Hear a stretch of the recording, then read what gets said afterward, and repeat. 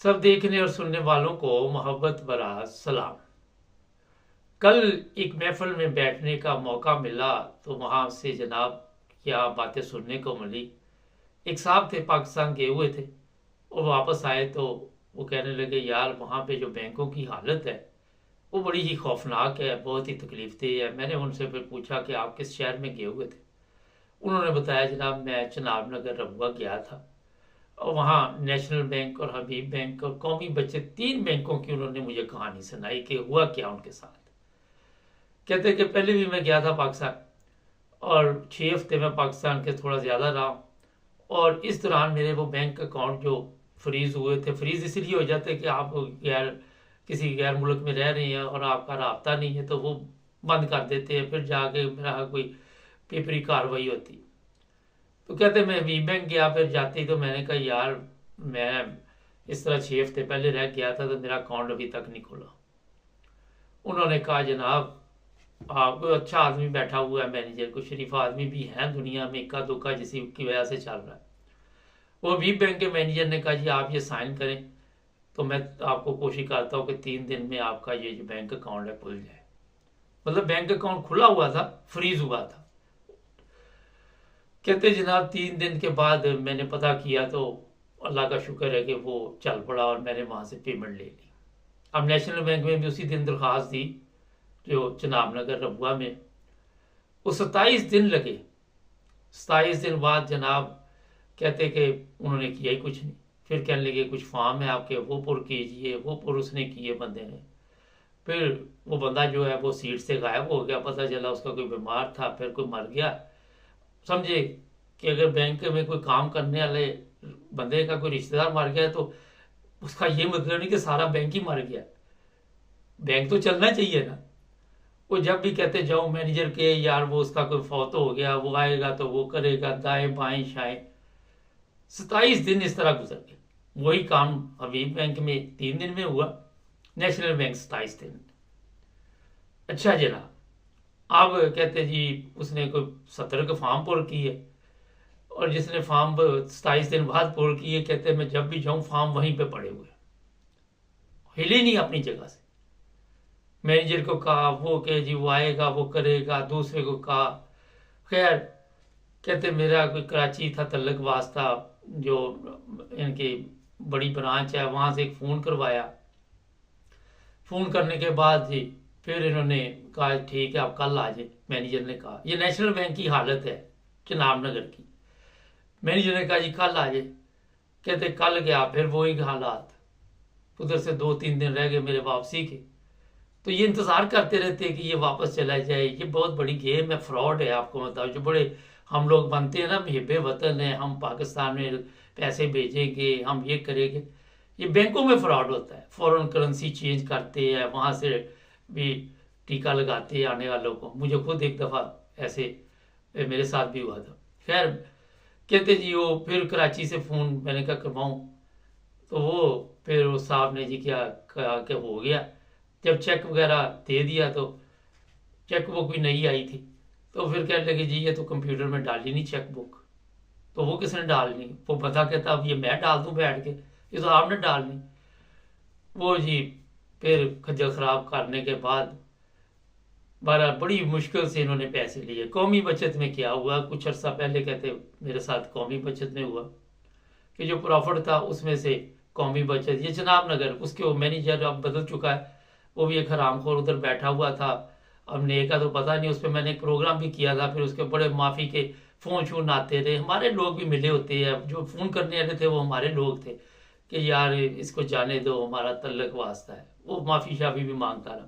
खैर वो प्रोग्राम आज भी यूट्यूब पर मौजूद है। मुझे बड़ा इन्होंने कहा जी वो प्रोग्राम आप डिलीट कर दे। मैंने कहा नहीं करना, जो मर्जी हो जाए।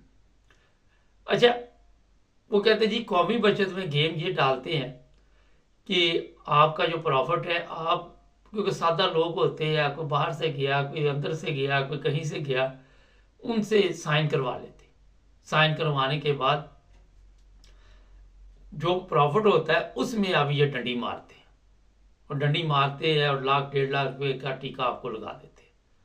कहते मेरे कोई तल्लक वाले थे, वो बैंक में काम करते रहे थे। फिर मैं उनको लेके गया दोबारा, तो 1.5 लाख रुपये और मिल गया। 1.5 लाख रुपये का टीका लग चुका था, दूसरे दिन ये तो वो मिला। हालत उस जगह पे ये हो चुकी है बैंकों की, ये नहीं कि वहाँ कौमी बचत चनाब नगर की, फैसलाबाद एक बहुत बड़ा बैंक है स्टैंडर्ड चार्टर्ड, मेरा भी वहाँ पे अकाउंट था 8-10 साल पहले। वो मैं एप्लीकेशन दी कि यार ये मेरे पैसे जो है ये चाहिए मुझे, तो वो कह लगे ये अकाउंट फ्रीज हुआ, आप लंबे अरसे से बाहर हैं। खैर वो जनाब बड़ी मुश्किल से जब उनको फ़ोन शोन करते रहे, कोई जवाब नहीं आया। जब मैंने वापस आना था वहाँ से, तो 2 दिन के एक दिन पहले मुझे फ़ोन आ गया, जी आ जाइए आप बैंक में ना। मैं बैंक में गया तो उनके पास वो यूरो ही नहीं थे जो मुझे देने थे, 10-12 हज़ार शायद कितने यूरो थे। तो वो बड़ी मुश्किल से बहरहाल कहा जनाब कि आप वहाँ ब्रांच में चले जाएं, कुछ हमारे पास है। अच्छा, ये जो साहब चनाब नगर की बात सुना रहे थे, जब उन्होंने कहा मेरा यूरो अकाउंट खुल गया, तो वो दोबारा रीओपन हो गया, मतलब जो बंद होता है। तो मैंने उन्होंने भी बात ही नहीं की थी। मैंने कहा फिर उनके पास यूरो नहीं होंगे, कहते वही बात, उसके पास थोड़े से यूरो थे। मैंने कहा यार मिट्टी डालो इसको, पाकिस्तानी करेंसी में चेंज करके मुझे पैसे दे दो। तो इस तरह पैसे लिए वहाँ से। खैर वो फैसलाबाद में जनाब मैं गया तो बड़ी मुश्किल से बारा वो किसी के अकाउंट में पैसे ट्रांसफ़र करवा कर वो की जान छुड़वाई। मैंने कहा इसको बंद कर दो। पाकिस्तान से सारे बैंक अकाउंट बंद किए, क्लोज, फिनिश। ये चीज़ें मैं इसलिए आपको बता रहा हूँ कि तमाम इदारों में चोर बाजारी है। आपके बैंक में यहाँ जाएं यूरोप में, अगर आपको ठीक है एक लिमिट तक उन्होंने लिख के भी लगाया हुआ है कि 5,000 यूरो से ऊपर हो तो ऑर्डर करके जाए। 5,000 यूरो तक के आपके ये जो बाहर एटीएम लगा हुआ वहाँ से पैसे निकल आते हैं। और जो भी कोई काम ये करते हैं मुखलसाना तरीके के साथ करते हैं। वहाँ पे क्योंकि मैनेजर भी जो गवर्नमेंट मुलाजम है खासकर, उनको पता है तनख्वाह आ जानी है। और फिर आपको ये भी पता जो अमला बैठा हो, जब मैनेजर ही ठीक नहीं नेशनल बैंक का या कौमी बचत का या जिस तरह अभी बैंक का, अगर मैनेजर ठीक है 3 दिन में काम हो गया तो दूसरे, अच्छा करना क्या होता है कि एक ईमेल करनी होती है इन्होंने आपके पेपर के, आप आ गए या वो साइन सुन करवा गए, ईमेल करनी, 3 दिन बाद वहाँ हेड ऑफिस से आपका जवाब आया। वो ईमेल ही नहीं करते। और ईमेल ना करने की वजह के आपका अगर तो तल्लक वास्ता है कोई तो फिर तो ईमेल हो जाएगी, वरना आप बैठे रहें, आप फिर चक्कर लगाते रहें और कहेंगे यही कि आपका काम हो रहा है। ये हालत उन बैंकों की हो चुकी जहाँ पे हमारे पाकिस्तानी दूसरे ममालिक में आके उन्हें मुहिब्बे वतन का बड़ा जोश आता है, मगर जिल्लत रसवाई की आदत पड़ चुकी है। और हम कहते हैं जनाब ये हमारे मुकद्दर में लिखा हुआ है, उसी के मुताबिक चलते। ये आज की बात नहीं, मुझे अब याद नहीं कि 15 साल पहले नेशनल बैंक मुझे भी एक मसला बन गया था। वो मुझे एक दफ़ा बैंक में बैठा हुआ था तो एक खतून आई बूढ़ी औरत, वो कहने लगी ये मेरा मियाँ फौत हो गया नेशनल बैंक, तो आप ये पैसे दे दे। वो कहता ये तो अदालत में जाना पड़ेगा, ये करेंगे वो करेंगे, लंबी कहानी, मेरी ज़बानी। उसके ज़हन में होगा कि ये औरत भी इस हालत में है कि वो फिर आप पढ़ते हैं 3 औरतें 3 कहानियाँ, उसमें ये भी शामिल हो जाएगी, तो बेहतर है इसको टरकार टरकू दे। उसने कहा ये तो अदालत में जाना पड़ेगा, अखबार में देना पड़ेगा, वहाँ जाना पड़ेगा, यहाँ कोई आधे घंटे की उसने कहानी सुनाई। वो माई कहती मिट्टी डालो, मैंने तो परसों वापस चल जाना। तो मैंने कहा यही तो ये चाहते हैं मैनेजर वगैरह जो बैठे हुए। बाद में गेम शेम डाल के आपने कई दफ़ा देखा कराची बैंक से करोड़ों रुपए गायब हो गए, इधर से करोड़ों गायब हो गए, किसी ने कर्जा ले लिया, कोई खा गया। एक से एक बड़ा हरामखोर आपको वो मिलेगा। हरामखोर वो होता है जो अपनी ड्यूटी ठीक नहीं देता, पैसे तो वो लेता है मगर काम नहीं अपना करता।